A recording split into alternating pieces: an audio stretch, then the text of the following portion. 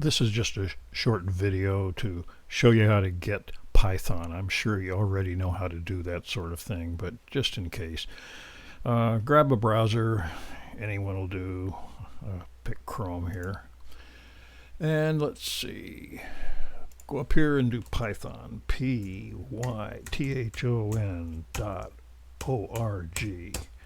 And you get their site, which looks like this. Donate a few dollars if you want. Here are the downloads. And whatever system you're on. And it'll either be Windows, Mac, or the other is really Linux. But anyway, just here it is. You just click on it. I'm on a Mac, and see down here in the bottom it has this, it's working. Goes pretty quickly. I'll go to Finder, and you'll see on downloads. PC is a similar sort of thing, and here they have a package, so you get an exe file on Windows. If you have any problems, just either search the internet or give me a call and we can work it out. But it's pretty straightforward. It's just like you load any other system. So I'll just do this, and you do the package. I double click on it. And it takes you through the installation. Okay, now I've already installed it, so I won't do this, but just go through your normal stuff. So I'm going to get out of here and show you how this thing really works. So what we need to do now is to go to Applications,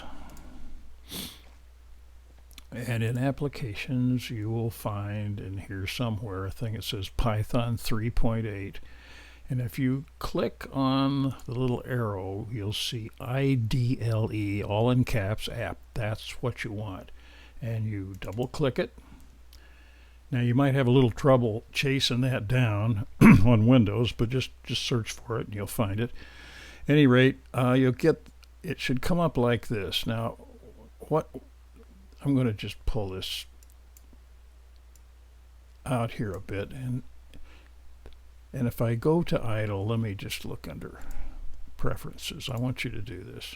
Look under Preferences and you'll see. Make sure I've got the size of the font. This is a good font, Menlo, M-E-N-L-O.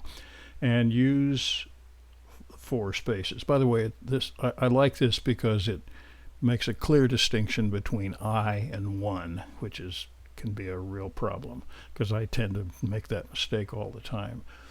And then under General, I want to make sure you open in the edit window rather than the shell window. These numbers are all fine, but make sure you get show line numbers.